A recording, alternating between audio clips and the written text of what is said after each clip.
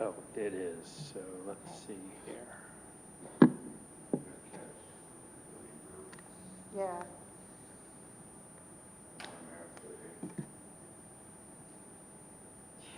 Even data tech had problems, right? I know, that was kind of poetic. You know, I thought it was good to use. Oh, yeah, yeah. Solid. Mm-hmm. Mm-hmm. Do I need to let people in or anything, or just when You people shouldn't have join? to. Okay. I can see there, I think Emily is, Zoom. So, I have that turned on already. I go on mute. Okay.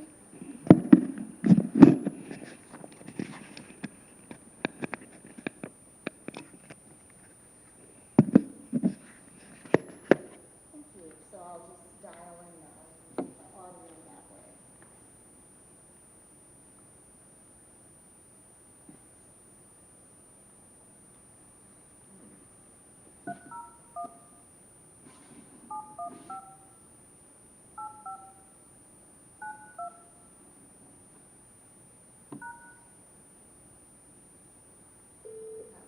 Welcome to Zoom. Enter your meeting ID followed by pound.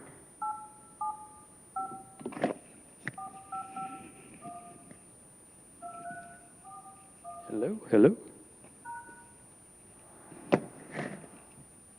Enter your participant ID followed by pound.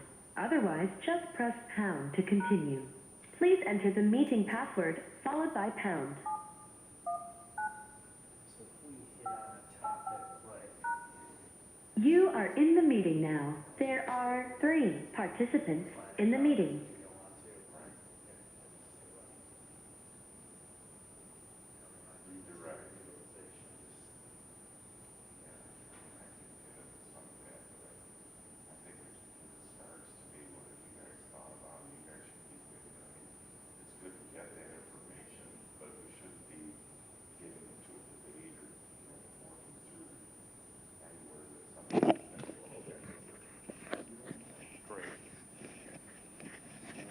On and off.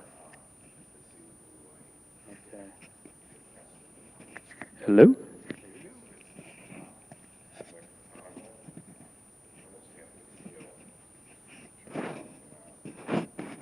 See right here.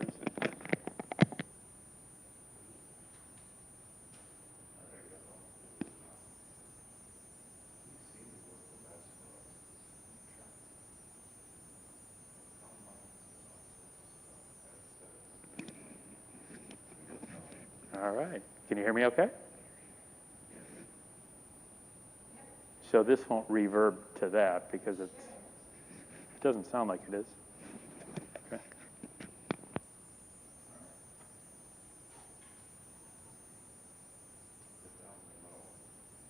We'll find out.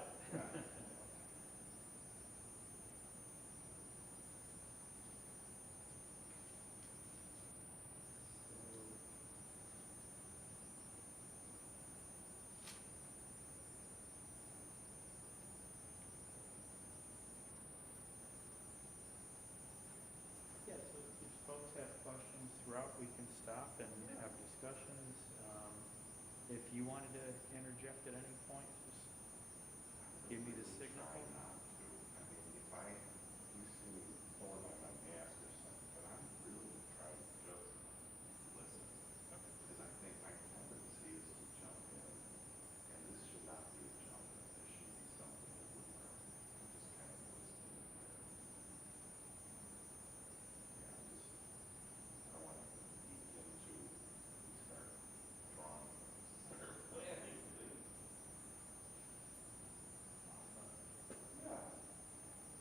Looking forward to dinner later? Yeah. Your wife can join us? Yes. Awesome. Yeah, she hasn't seen you since the conferences we used to go to back in the day. It's been quite a while. The leading age was a little interesting. I did go. A lot of, I haven't seen you in a couple of years, which is a little bit of a time warp. Hard to like that. Tendencies.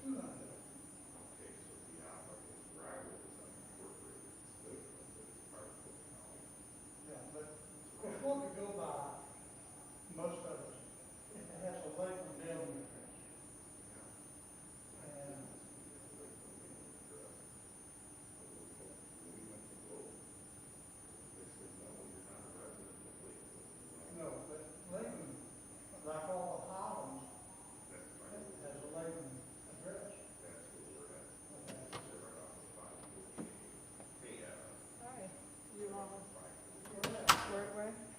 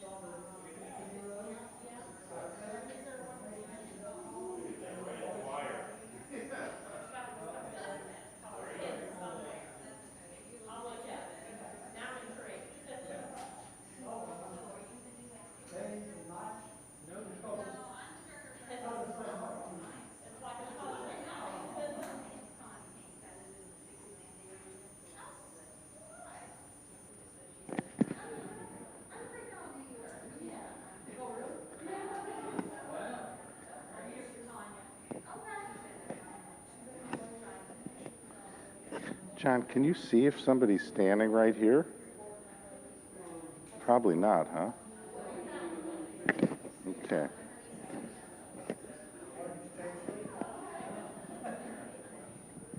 How about that? That's all right.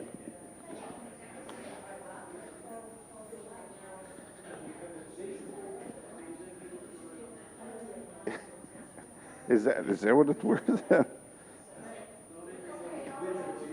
Yeah, right. We're going to go ahead and get started. It's about 3:29, and we have a number of people that are joining us on Zoom, so we'll get started right at 3:30. It's 3:29 right now. And I believe we have a number of people that have called in on the phone as well. Can you hear us okay? Yeah, this microphone, I think I'm going to need to hold it up. So can you guys hear us on the phone? We will assume so. All right, why don't we go ahead and get started? Let us begin with prayer. Heavenly Father, thank you for bringing this group of people who are thoughtful and passionate about Florida Presbyterian homes and our neighborhood that we serve in. Continue to be with us throughout the master site planning process, bringing us information, guiding us through to your mission and your ministry that is Florida Presbyterian Homes. Thank you for all that you bring to our people and those we serve. In your name we pray, amen. I would ask all those who are on the phone, if you could please put your phone on mute or silent so we don't have the background noise during the presentation. And hopefully we can go through this process here. This is the very beginning of our master site planning process. Today, what Frank Maraca from Arch Limited is going to provide to us are trends in construction and development in our field. Today, we're not going to define the master site plan. Today, we don't know what the master site plan is going to be. This is the very beginning, and we invited everyone who is part of our master site plan team. We invited representation from our Dixieland Neighborhood Association. We've invited participation from the City of Lakeland. So we're very thankful to all of you for being here today, those who are with us in person, those who are with us through Zoom and on the phone as well. I want to share the members of our planning effort, the master site planning effort. So from our residents, we have Linda Demers, John Curtis, Landis Fleming, Jim Joyner, Dick Bising, and Lee Randolph. So we're blessed with residents that have background and experience in architecture, in construction, in design, in planning. We're really fortunate with our resident representation on the master site planning team. The board members who are involved in master site planning are Elena Nicholas, who is our board chair this year, Michael Tamney, who will be our board chair next year and the following year, Bill Cloyd, Katie Piperata, Jim Verplank, Dan Lacey, Don Selvage, Corey Miller, and Ron Shuck. Among our staff, many of our staff will be involved in this process, but the staff members who are on the master site planning team are David Larson, our Chief Financial Officer, Rick Powers, Director of Environmental Services, Tasha Saka, who is our Associate Executive Director. And I'm going to ask Tasha to stand up because this is her second week here. So welcome, Tasha. We're glad that you're here. And myself, and I'll be facilitating the process. So in my role on this team, my role is to act as the facilitator, to kind of make sure we're making progress in developing the master plan. Additional stakeholders are Tanya Rogers, and Tanya has invited Connie Hames to be here. Connie, thank you for being here. We appreciate you being here. Tanya is the president of the Dixieland Neighborhood Association. I have asked Tanya to recruit 4 other members from our neighborhood to represent the Dixieland Neighborhood Association in the master site planning process. And what that group will be an advisory council.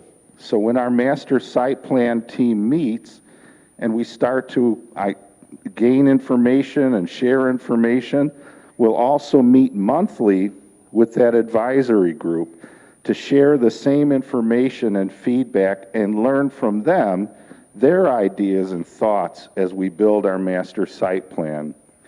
And Emily Foster from the City of Lakeland Planning Department. I believe Emily is connected today through Zoom, so we're very grateful for Tanya, Connie, and Emily participating today. Just to give you an idea on the layout of our campus, this is a little bit dated, but not too bad. So when you look at this, right now we're located right here in our chapel.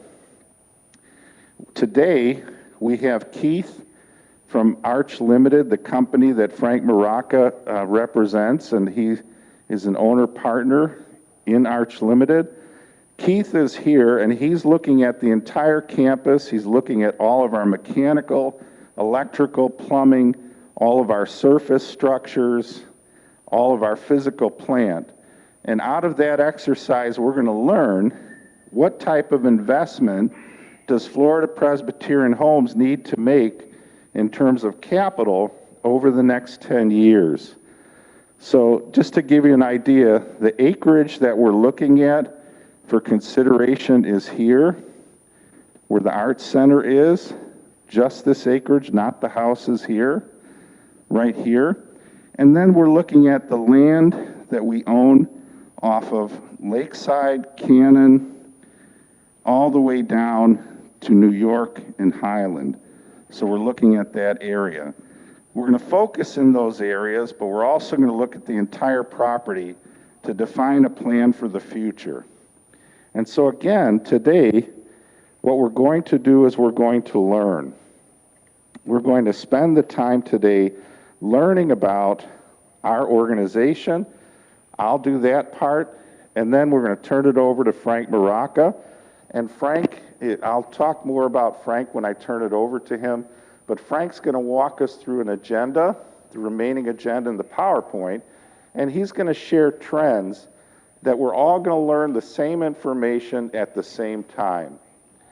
So when we look at our unit count and mix in Terrace Garden, single residential 9, duplex we have the 7 with 14 residents up to, and the 12 residents, 4 units that are triplex. Lakeside, we have 7 single, 12 duplex.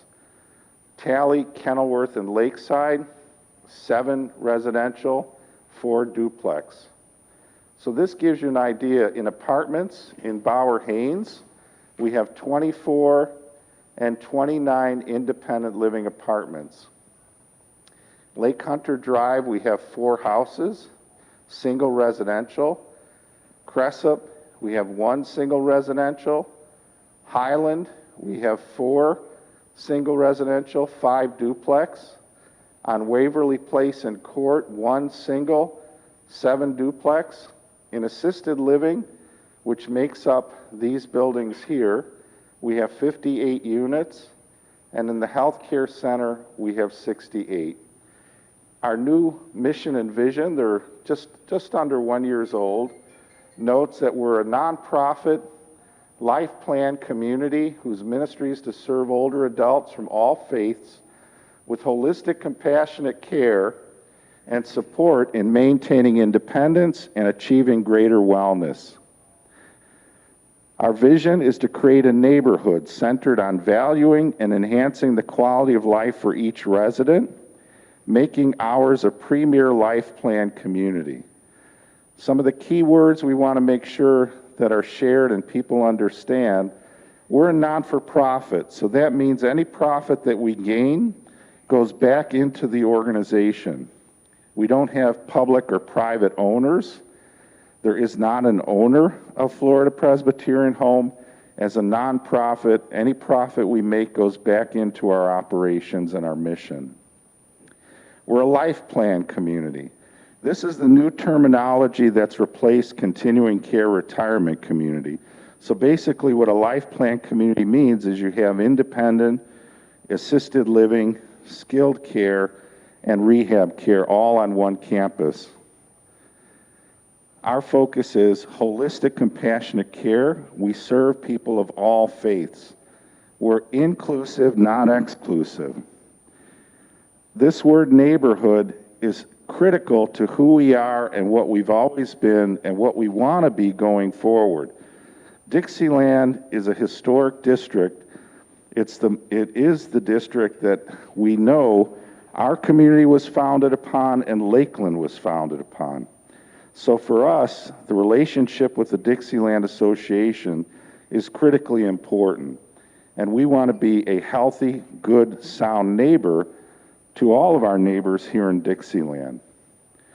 So with that, I'm going to introduce Frank Maraca. And I've known Frank for about 27 years now. Frank and Arch Limited is an organization that provides engineering, MEP analysis. They are an owner's rep. They facilitate master site planning. And Frank will tell you more about the specific things that he and his organization does.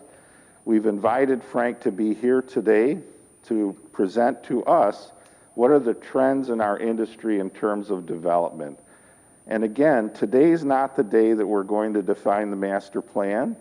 Today's the day we all get the same level of information at the same time to learn what are trends in our field. And it's not that we are going to say this is the one we're going to do, we're not going to, that's not for today. The other step that we're doing going forward is we're doing a market analysis. Clifton Larson Allen has begun analyzing our primary market area. The primary market area is defined based on the zip codes from where our residents moved from.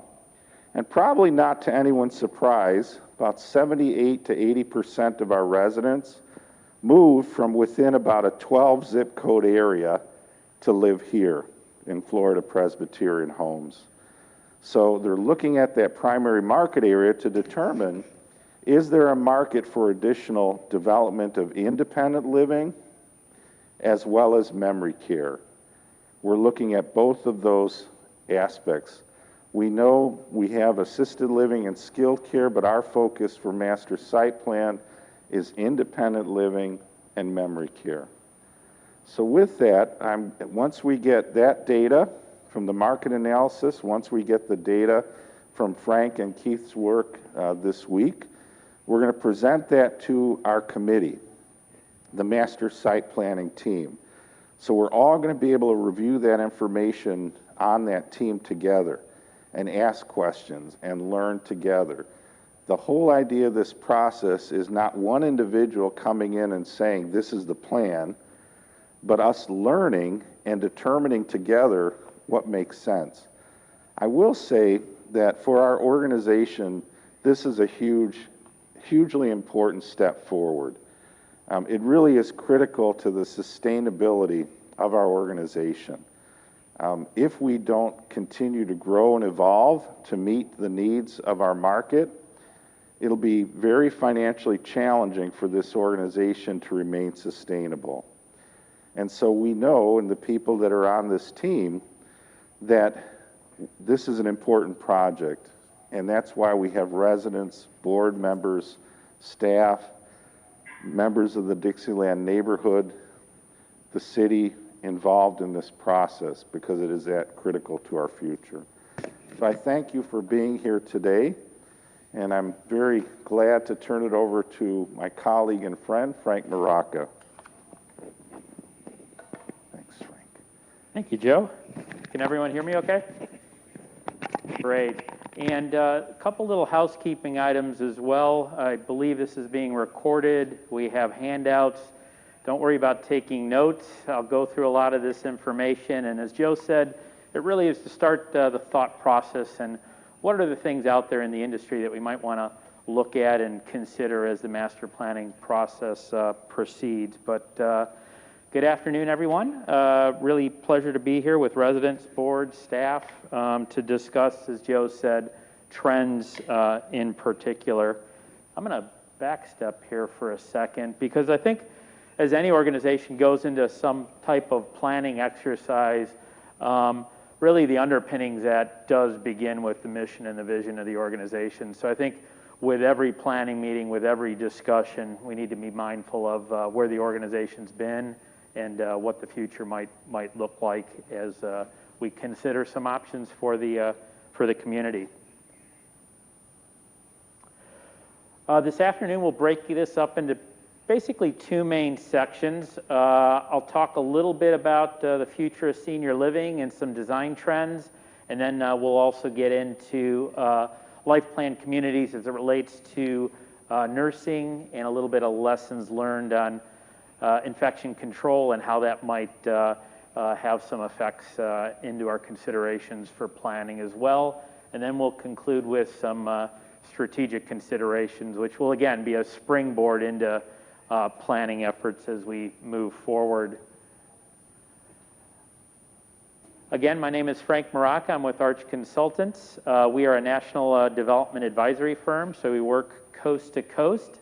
The first bullet point on the screen said founded almost 2 decades ago, so next month we'll be celebrating our 20th year in existence. It's been a pleasure working all over the country with a number of organizations, and our process really is starting with assessment through planning, design, pre-construction, and construction, really looking at the process as holistic as possible, so we're taking into consideration things sooner versus later.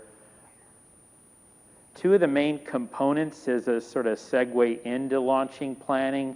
I just wanted to reiterate what Joe mentioned, and that's getting a real good handle on the existing physical plant, the conditions of the buildings, what is needed to keep those buildings vibrant and active moving forward, and possibly where are there some opportunities for improvements.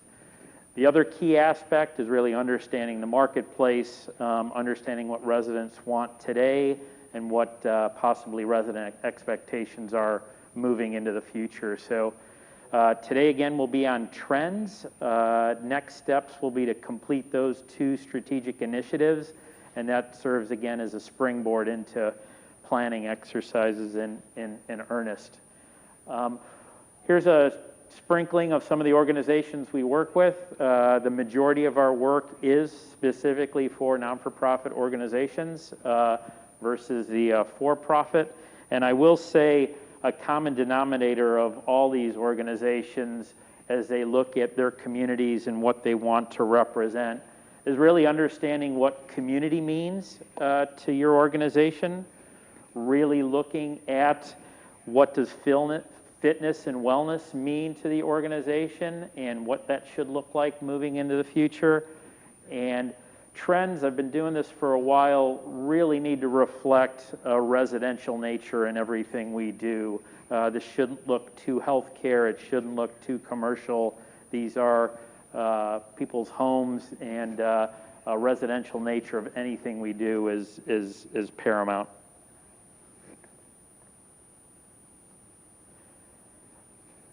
In regards to planning, I think it's a good opportunity to think of it in sort of 3 main stages, if you will. And the years are less important than the different planning steps. And those are objectives related to short-term needs that might be in the next year or 2 or 3 years out. Midterm goals, which is identifying specific outcomes for a longer-term vision, and that might be 3 or 5 years out. And then longer-term goals. So there's certainly things that could be done in the short-term, mid-term, and long-term.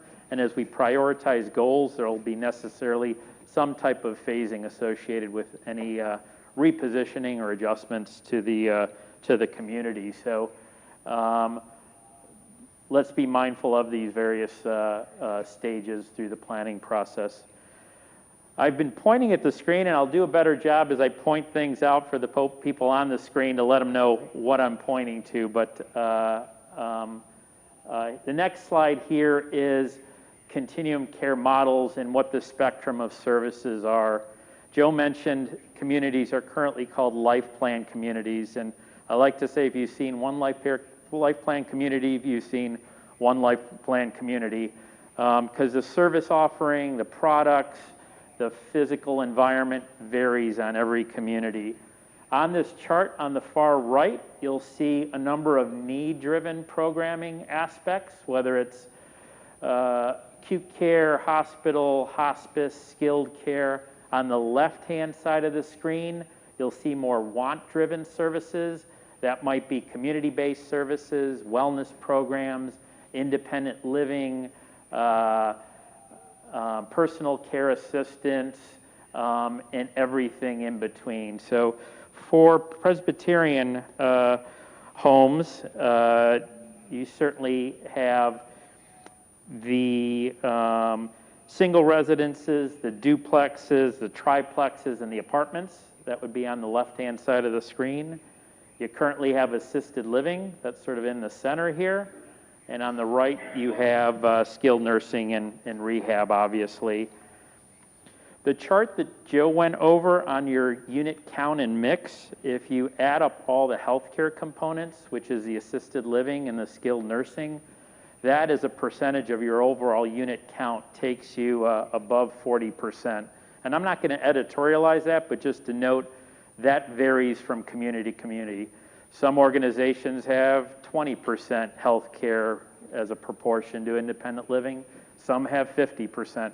Neither is right or wrong, but being mindful of where we are and where we want to be into the future.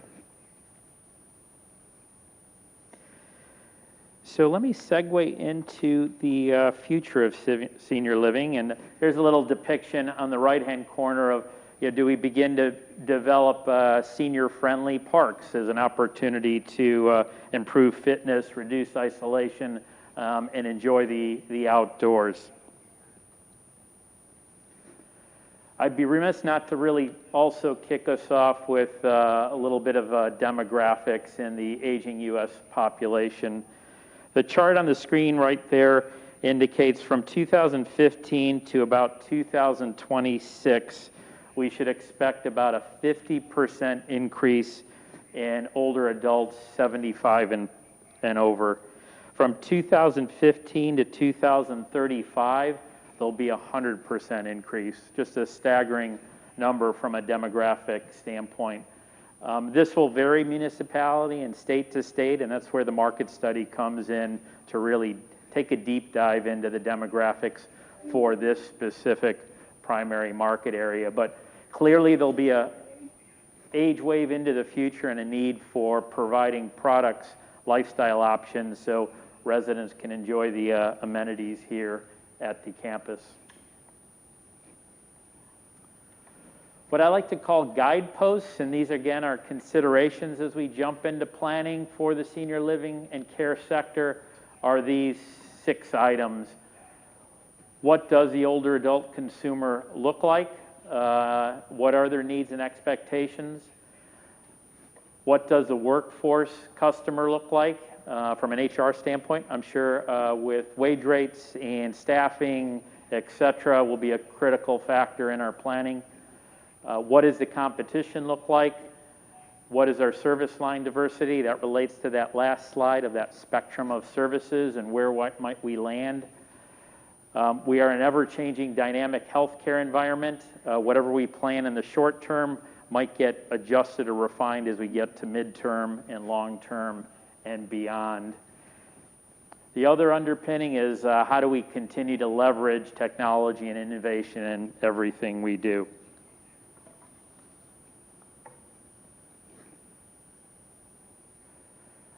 Here's a quick little chart, and I won't spend a lot of time on it, is the potential for future of senior living and services model. You have the consumer on the right and service offerings on the left, whether it be residential or the care models.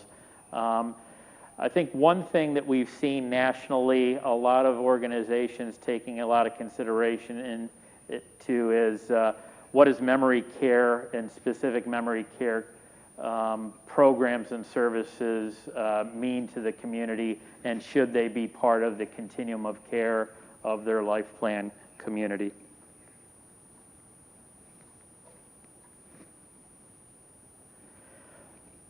Another demographic trend is birth rates, and these are relatively new stats that we pulled from Pew Research Institute.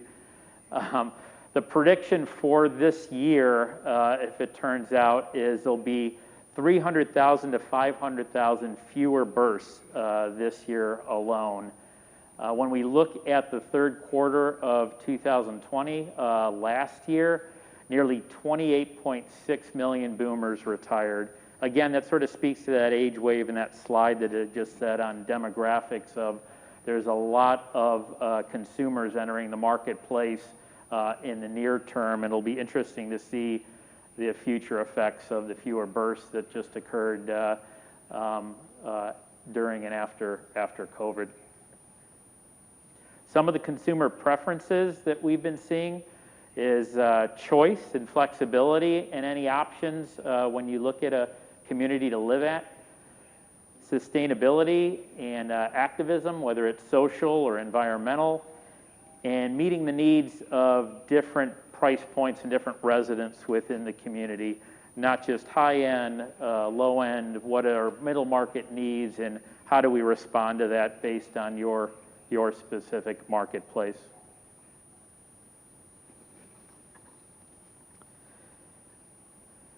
I also want to commend the board and senior leadership to undertaking a process like that. It isn't uncommon that sometimes planning exercises almost occur too late in the process, and your options become much more limited well into the future if you get behind the eight ball on deferred maintenance, for example, or understanding what the market wants and existing residents need and make those repositionings over time versus waiting a prolonged amount of time and then instituting these changes. So our look ahead is as we return to our new normal and the demands for needs of a driven care model, millions of baby boomers are reaching retirement.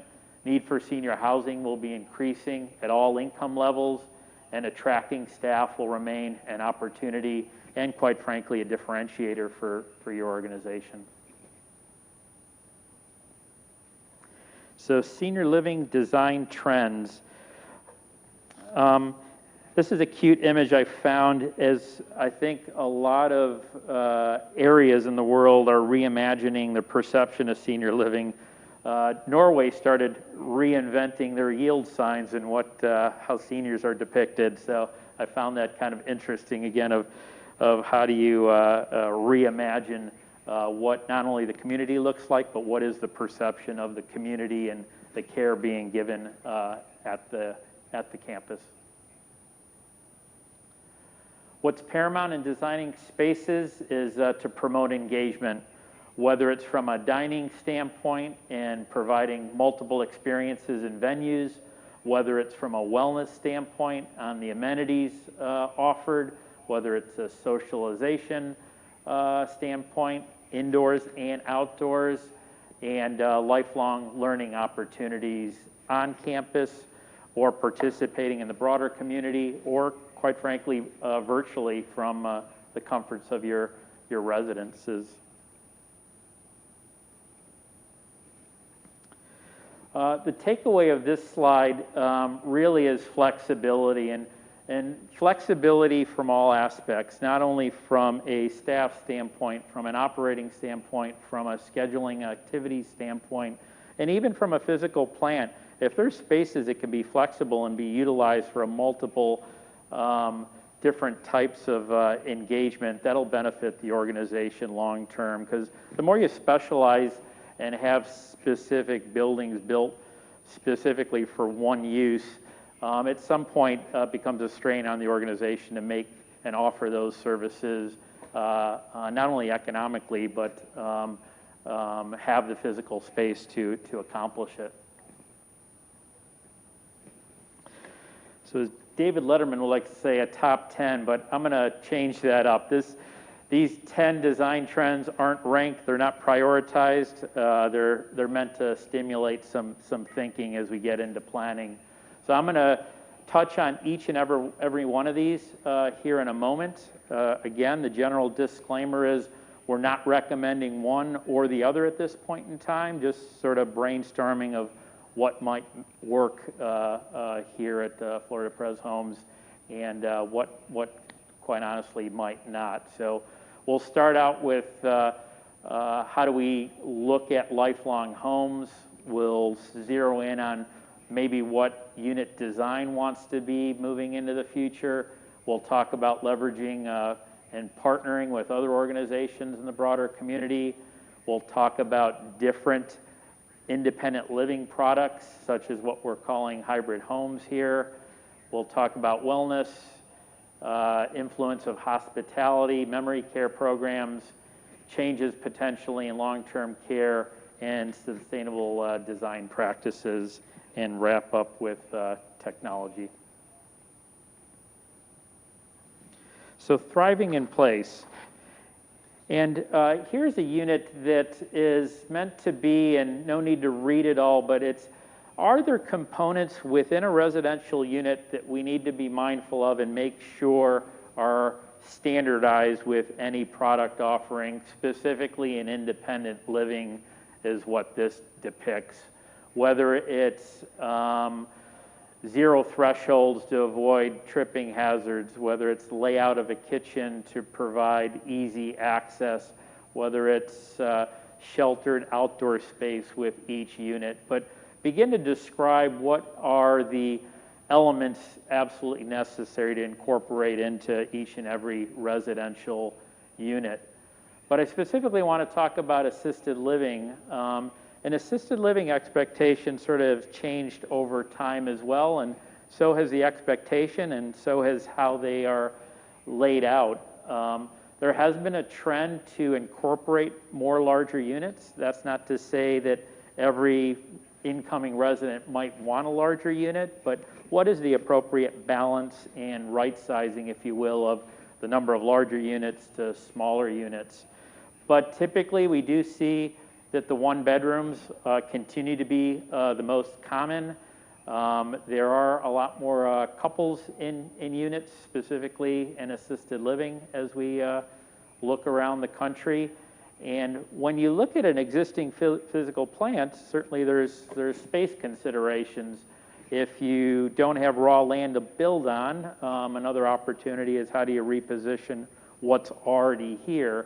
It might be, for example, in order to get larger units, might be adapting and combining units. So here's an example of a studio that's 300 square feet next to a one bedroom that's 570 square feet, and all of a sudden you can offer a two bedroom within the same four walls of the building at 882 square feet. So the unit mix and count of each program is as important as the overall count and mix of the different programs. So earlier we spoke about the percentage of skilled nursing, assisted living, and independent living. Then there's a breakdown within each of those into what are the mix of the unit types in assisted living, being one bedrooms, two bedrooms, studios, down to skilled care, which might be semi-privates and privates. Kitchenettes are being looked at a lot more closely on what do those need to look like to meet the next elder care consumers' expectations, whether it's a fridge, microwave, what does a kitchenette look like and what does it need to look like to meet expectations. On the unit design standpoint, and we're now moving into independent living, you know, I think a common theme we hear is providing lifestyle choices. And again, how do you reinvent maybe some existing space? Here's an existing 650 square foot unit, and here is its comparable 650 square foot space, but looks at re-envisioning kitchen and bath space, looks at leveraging more patio or outdoor space, all within the same confines of an existing unit. But being able to include a washer dryer within the unit, and again, just looking at the overall unit count mix and what would work well. So this is an after picture of a unit remodeled, of maybe making the kitchen more contemporary or up to date, as well as a bathroom and walk-in shower. Leveraging resources. And I'm going to pick up the pace because I notice I'm going a little bit behind here on timing. Leveraging resources really is looking at partnering organizations, whether it's organizations in the broader community from an academic standpoint, from a performance standpoint, arts, and even dining. One organization here at the bottom right of the screen decided to build a number of structures all in a row that house different elements. So one was the performance venue, one was the art studio. Another organization looked at maybe having more multi-use space, that what is a fellowship space one day can be some type of fitness or activity space another day. So I think this speaks to flexibility and really starts to say, what does wellness, what does academia, performance arts, dining, again, look like at the campus? I'm going to talk a few minutes on hybrid homes, and let me define hybrid homes as an opportunity, and some people call them villa buildings, an opportunity to really provide more density in the same amount of area. So a hybrid home in general looks at a multi-story structure, as you can see on the bottom right-hand side of your screen. There are units on each floor, clustered in a configuration such as depicted on the top of the screen. So it looks at leveraging a lot of exterior space for units. It looks at appealing to a cottage customer in a more apartment-like setting, and also looks at creating more residential product variety.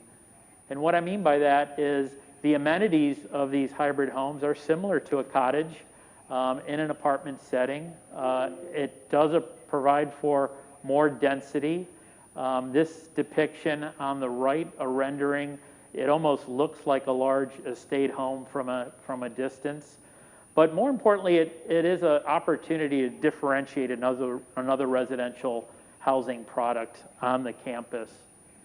These comes in all shapes and forms. Again, they do have multiple exposures on different sides of the building. There is sheltered parking and an opportunity for living space. There are apartment features such as some minimal common area as depicted on the right. And they come in all shapes and sizes. So there could be a cluster of 4 per floor, 5 per floor, 6 per floor. They can be small units, they can be large units. Again, the goal is to provide another IL product, independent living product, as well as maybe exploring an opportunity that's something that might get a little bit more density if the need arises versus cottages or duplexes, which take up the most amount of property. What is appealing also is that there is structured parking associated with these units. So there's a small common space typically in the center. These structures do have elevators. Every resident gets a parking below the building, and as you can see, there's exposure on 2 sides of each of the units, as well as outdoor space. Not all that dissimilar to the current apartments that have sort of the front and back and more windows. That is, I'm sure, is a popular feature. This is a more larger scale hybrid home. I do caution us as we look at hybrid homes, or if we look at hybrid homes, at some point when they get too large, they start to operate and look and feel like an apartment building, which isn't the intent of them. It isn't intended to be more cottage-like than a full apartment building. Wellness programs.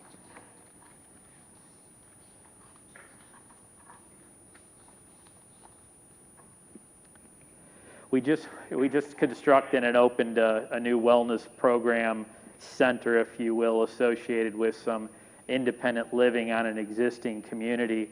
As an outgrowth of planning, and when they opened up the facility, rather than calling it the wellness program, they actually branded it and gave it an identity of its own on the community to really describe what wellness meant for that organization. And in these depictions on the top of the screen, there's a number of different spaces that can contribute to wellness programs, whether it's an arts and studio, craft space, whether it's a spa, what fitness spaces. But I did find it interesting that branding not only of the different programs and care.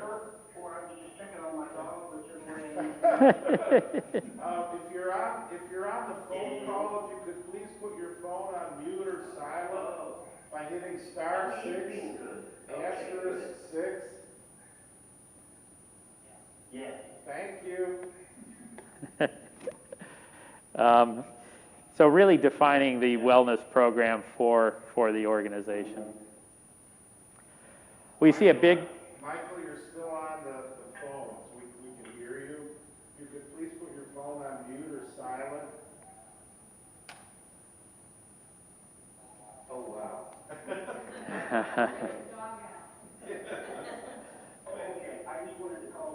Is there any way to send a chat? Okay, I'll be here before that, no problem. Thanks, ma'am. So we do see a huge influence of hospitality to the interiors. And I think as you look at the representative photos, Thank you very much.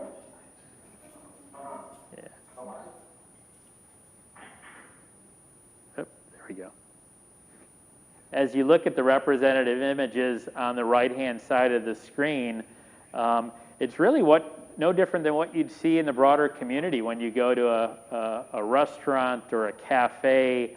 But when we look at spaces to have within the community versus the broader, different dining venues are in vogue, whether there's a main dining room and a bistro and a cafe, whether there's a club room, family room, great room area.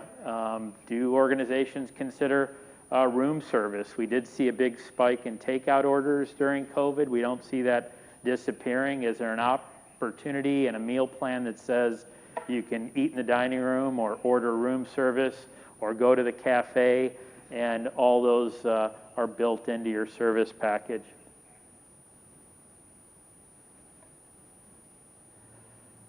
Specialized memory programs are also becoming more and more popular to address the needs of that specific resident population.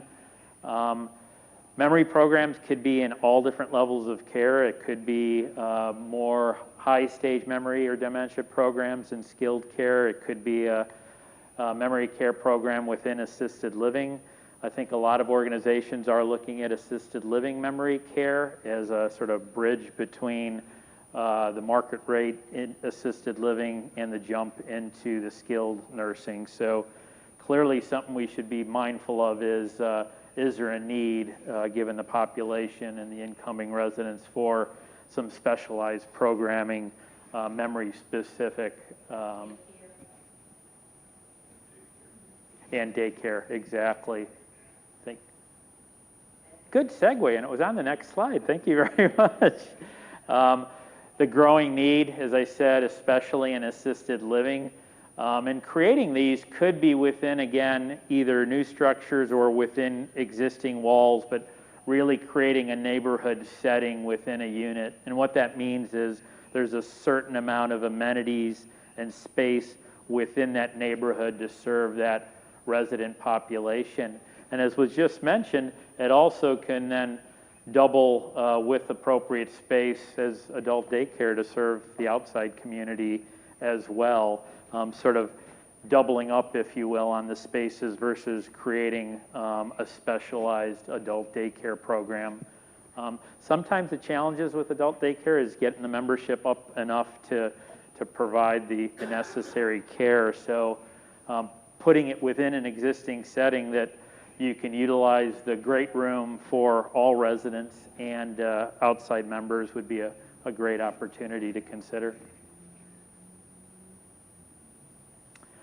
Back to my comment about residential setting, these are both remodeling examples. Again, the goal was to make it look as residential as possible, have some elements in all levels of care that you'd be accustomed to in independent living. So if there was a cafe element in independent living, why not have a country kitchen or cafe element in the memory care unit as well, or in the assisted living unit? Changes to long-term care sort of goes along the same lines of creating households or neighborhoods, if you will, to break down the overall skilled nursing count into workable numbers. Privatizing units is also a trend of moving away from a higher percentage of semi-privates into private units. The image on the right is actually a skilled care memory care unit. As you can see, the intent was to create a fit and finish that was residential, that wasn't a departure from the independent living, and really looked like, as you entered, having the dining room table of a kitchen you'd see in any residence, and this served as the household kitchen, as you will, for the memory care residents of this skilled care facility. Neighborhoods can come in all shapes and sizes, but here's one depiction of a courtyard building where there was one neighborhood on the right-hand side of the building, one neighborhood on the left-hand side of the building, and some shared common space in the center. Again, along the lines of residential looking or more hospitality driven, this again is a depiction of a skilled nursing unit and the lounge area on one side of this two-sided entertainment center, and the country kitchen on the other side, all meeting skilled care regulations.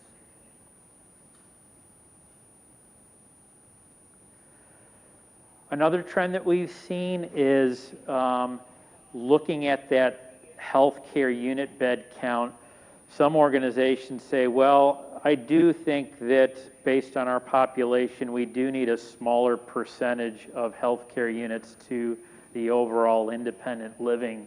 So some organizations will build what's called a small house, that rather than have the health center that's 60 or 80 units, that perhaps an 18 or 20 bed skilled nursing small house can serve the same purpose.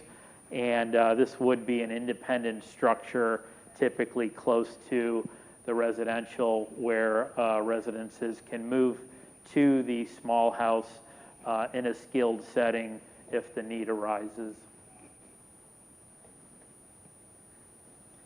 And again, very residential environment. This is the interiors of that last floor plan.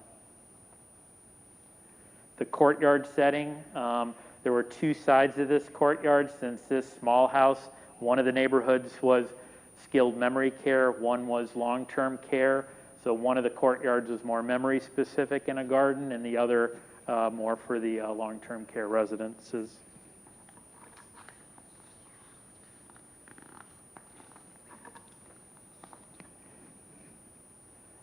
I hate to gloss over sustainability, but I will talk about it. I don't think there's a plan we've ever been involved in that this wasn't a hot topic, and whether it's considering solar, geothermal, other sustainable design features needs to be sort of incorporated into our thinking as a long-term investment for the community.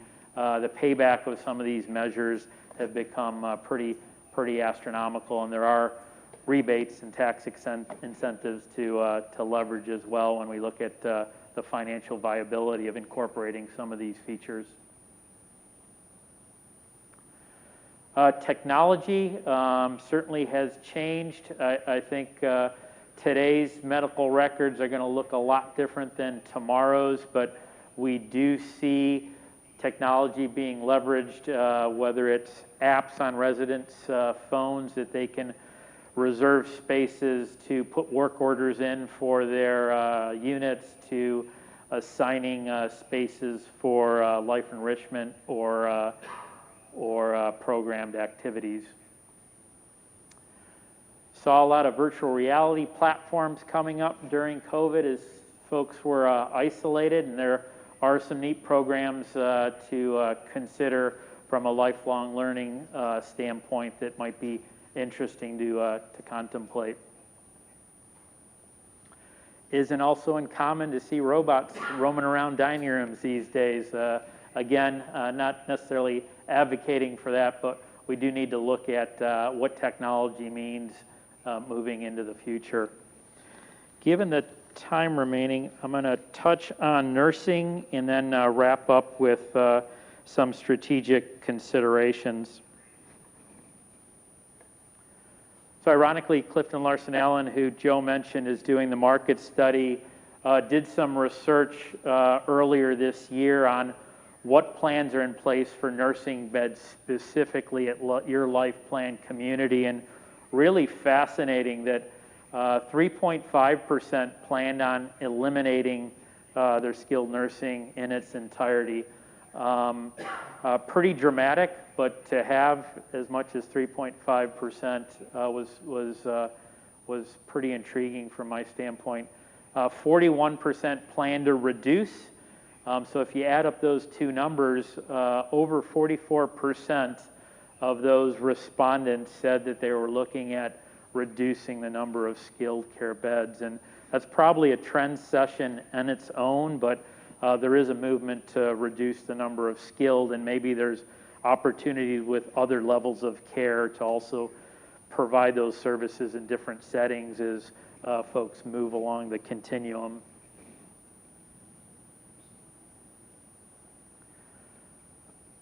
COVID lessons learned, I think, really speaks to infection control more than anything, but I think there were lessons to be learned on how we might consider laying out spaces, certainly from a heating, ventilation, cooling, and air conditioning standpoint. There's some ventilation and building system technology and equipment we want to incorporate into our thinking, as well as operations and just the fine system you have here for checking folks in as they visit. So strategic thinking and considerations.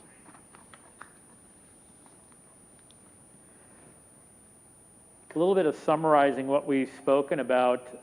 What are the value proposition elements of any life plan community? There's certainly what housing is being offered, what type of housing, what sense of security do you feel on campus, how are services coordinated, what are the amenities and programming, what are the convenience of those services and care, what is the sense of community or the definition of community in our case, and how do you integrate all these elements. I listed insurance, and I think that goes hand in hand with contract types, and again, that's a whole another level of conversation, but there are trends for different types of contracts which will be evaluated during planning. So strategic thinking for serving Florida Pres Homes marketplace, as we kicked off, really expanding and building upon the mission of the organization. How do you broaden the base of those you serve, diversify revenue, and help ensure financial stability, not only of the marketplace now, but well into the future. So we have just about 5 minutes remaining. So last slide on strategic considerations. Again, we'll have the results of the physical plant assessment being conducted here to share with the group. We'll also have the market study completed later this year, and really then start to look at the primary market area? How do we complement or compete against the competition? How do we remain competitive? What does our service package look like? How do we link to community resources and really partner with the broader community so that the campus continues to be an outreach of the broader community? So I know we only have a few moments left, but if we did want to touch on any comments, questions, initial thoughts, we can. I've put contact information up on the screen. I guess I'd offer to direct all questions to Joe, and he can filter them to the appropriate party, but we can also get handouts to folks if you'd like to look at the material in more detail at a later date. And I'll pause there, and Joe, see if you had any wrap-up comments. Thank you, Frank. Are there any questions or comments at this point? We've taken in a lot of information. Dennis?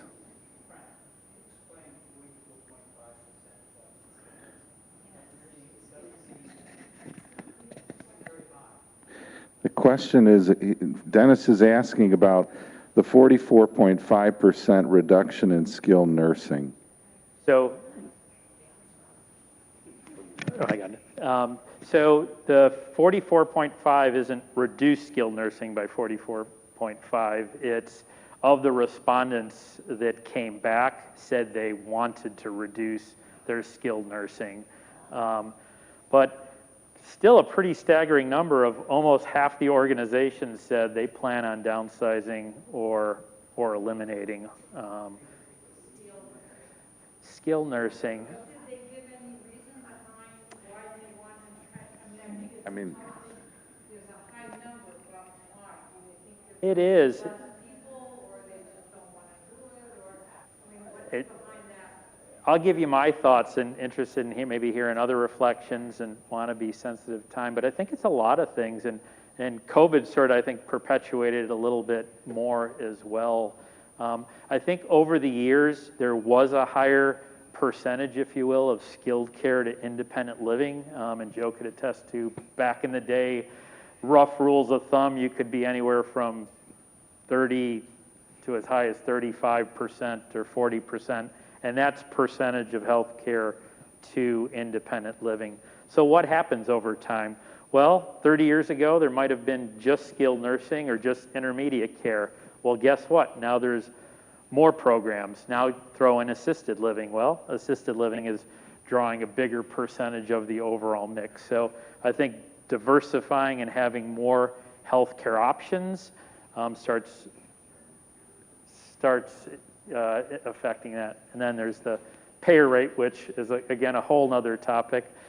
The other influencing factors is, how do you staff that appropriately and have enough skilled care to meet the resident needs and not have too many beds as well. If you have 100 licensed beds and on average only utilize 80% of the beds, that's not a good economic recipe.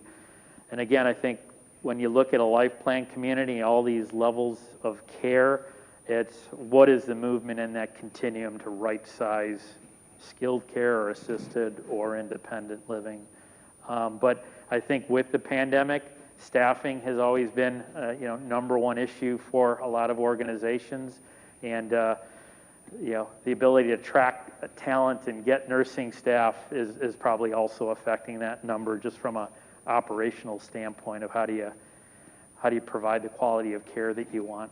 But aren't you dictated so much for licensing to get your license from the state to have? Correct. Correct. So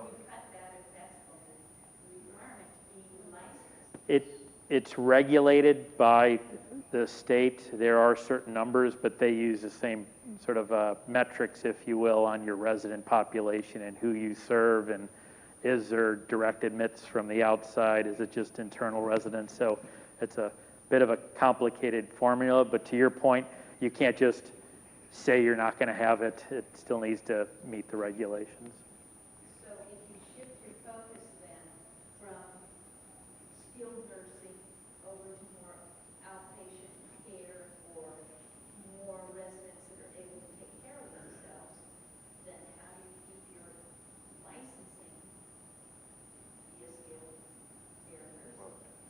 I can speak to that a little bit. So what, I was talking with a provider the other day, and what he was sharing with me, in certain markets, it doesn't make sense for them in their life plan community to continue providing skill level care. So what he has done is he has shut down the skilled care. This is in Madison, Wisconsin, and actually Middleton, Wisconsin, an organization called Attic Angel. So they were having issues with staffing, and they weren't able to support the skilled care facility adequately and safely. And so the state doesn't force you to keep something open if you're not able to. If the market doesn't call for it, you're not able to recruit and attract staff to be able to support it. So what happens in a lot of states is organizations will sell their beds, basically. So what they're looking at is saying, somebody who wants to come in, if I give up my beds, you can pick up my beds in this market. So some of the things that also I want to add on to what Frank said, our field really started with nursing homes. And then people built on, independent living, and they added assisted living, and they added memory care. But in our field, it really was driven with the nursing homes. A lot of those were quads. A lot of those were like the old hospital systems where you had 4 people in a room and things like that. So downsizing for skilled care has been occurring for years. It's getting more private, where people are looking for those private rooms. So that's been pretty much going on for about the past 15, 20 years. But it is everything that Frank has shared and what we've been talking about in terms of economics. Here, we have, in this person that I was talking with at Attic Angel in Middleton, I said, well, what did you do with the residents? You have residents that have contracts that say you're going to provide this continuum of care. What their contracts allowed for was they provided it by referring and signing contracts with other providers, and they transitioned people from their facility to other facilities. So that's not something that we're talking about or doing. So I want to make sure when people hear us talk about all these options, these are trends. These aren't things that we're sitting here going, we want to do that, we're going to do that. No, we're learning just like everybody else in the room. So that's really what this is about. Any other questions on that, Connie? Dennis? Landis? How does aging in place interact with all this? It's a great comment, and it sort of affects the healthcare ratio too. And I just want to echo what Joe said. We're not here promoting to downsize, just it seems to be a trend. But if there's an outside agency providing home care and someone's aging in place in their unit, there'll be less utilization in the health care as well. So that is also a trend of, are there home and community-based services being brought to residents that enable them to age in place more in the cottage or in their triplex or wherever. So these couple items that we just said sort of maybe qualify and come back to your comment that it's not reduced by 40%, but all these contribute to just re-examining what's the appropriate unit mix and count is all. For us, Landis, one of the strategic plan initiatives that Pam Herbert was leading was to better define our aging in place model. So an organization that has a full continuum with skilled care, assisted living, if we said we're going to support aging in place, in independent living to the nth degree, one, there's a license issue because you can't provide license support in an unlicensed setting, but there's also an issue relevant to what happens when our occupancy declines in these other areas, because we've basically kept people in their home, in their apartment longer. So as an organization, we got to look at all aspects of it, and that's part of the strategic plan, is to go through and define what is our model for aging in place. And that group identified memory care as something that we need to look at. That was one of the pieces that came out of their effort, saying we have a gap right now in our continuum, and that's memory care. I thought you outside agencies doing it. Why can't you have an agency, for instance, here at Presbyterian Homes, nursing has several different categories here. One ALF and one is skilled nursing. Why couldn't there be a third one, agency type or whatever, but it would be controlled by Presbyterian Homes in this case? So that's a good question. The question, we asked that question of our state association, almost like when I first got here, I asked about that. And the state association's reply was, you cannot provide that yourself. That is a program that the state would not allow you to support in an unlicensed setting, but you could partner or bring in another provider. The resident has that option. If you allow that by policy on your campus, you can do that. So that's also under review and discussion, and looking at, is that something that we could do ourselves, looking at it with our state association and saying, is that an option? But it goes back to your first question, what is the aging in place model, and what do we want to support? I'll give you an example. In Wisconsin, they have a program that's called Community-Based Residential Facility. And all of our independent living apartments were licensed under CBRF, which by the state license allowed us to provide 18 hours of direct care per week to an independent living resident, living in an apartment, independent living resident under the CBRF license. Anything beyond that 18 hours a week defined our aging in place model.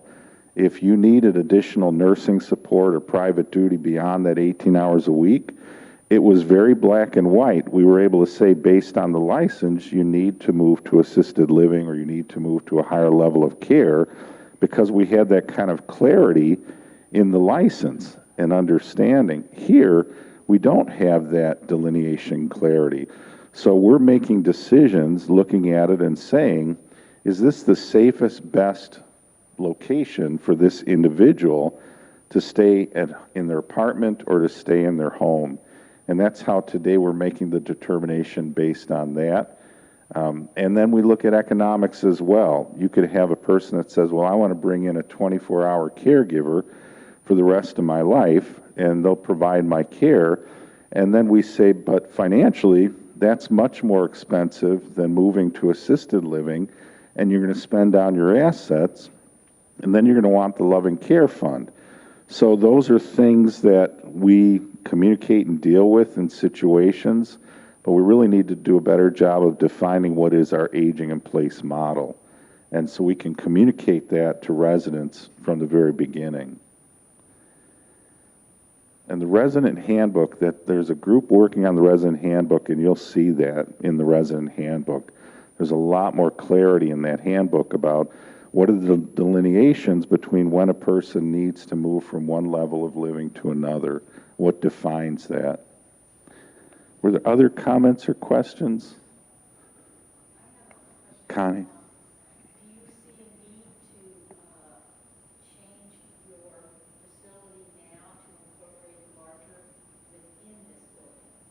You know how you should incorporate, change one apartment and add more within your building? Right now, we don't know. I mean, honestly, this is the very beginning. So what hasn't happened is we haven't gone through and said, here's what we're going to do. Now go tell us that we're doing it the right way.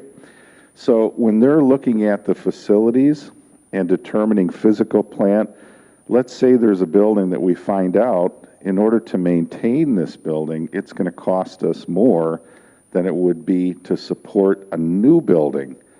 And so what does that mean for the old building? We don't know. None of these things right now are knowns. You know, these are all in the process of trying to figure it out. So yeah, we don't know at this point. You don't have the parameters within your building like you would if you were to build a new building in historic district. The parameters you would have, Connie, are load-bearing walls and physical plant, which is what we're going to find out, you know, as part of the analysis. Is that even possible to do any significant interior renovation in some of our buildings because of the way their age and how they were built. Linda, do you have? Yeah. Larger. Yeah. In the past, yeah. Sometimes a little dangerous showing treads or examples because those are different states, different regulatory, different size campuses. So again, just to spark some ideas, but it also provides opportunities of what levers we can pull or not pull based on research. John? Yeah, I mean, as you're looking at policy for aging in place, I mean, is there going to be a policy that addresses someone who legitimately wants to bear the cost of aging in place and is able to? Right now, we go by the residency agreement, and it's safety to themselves or others is the determining factor.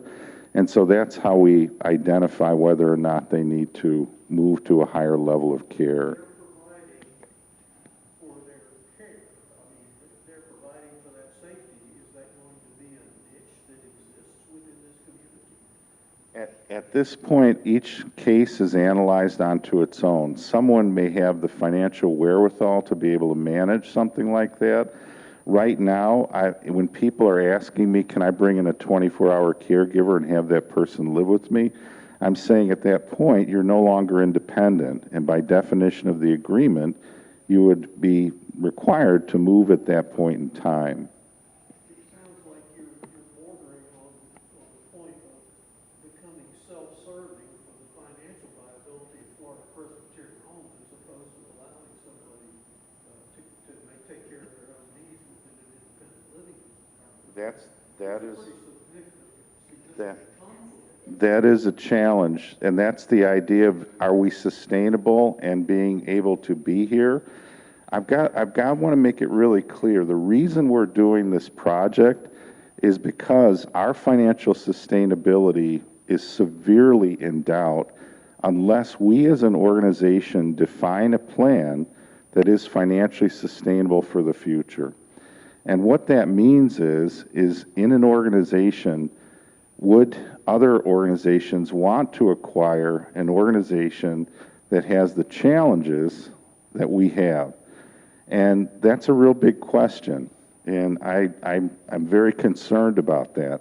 So I look at that, and with the board, have felt we need to come up with a plan that positions the organization for long-term sustainability. That's what our mission and our responsibility is as an organization. It's not to one individual, it's to the whole ministry and mission. The people who came before me and came before you and I, we're standing on their shoulders. The decisions they made affect where we are today. And I want to make sure that as an organization, we've developed a plan that positions the organization for long-term sustainability. That's got to be our focus. Other comments, questions, thoughts? If not, I appreciate your attendance. Is there anyone on the phone that has a question or comment? Okay. If not, we'll wrap up, and anyone who would be interested in receiving a hard copy of the presentation, please let Janine or myself know, and we will email a copy to you. So with that, thank you, Frank. Thank you for your information. We appreciate your support and providing this to us, and we look forward to continue working with you. Thank you. Thanks, everybody.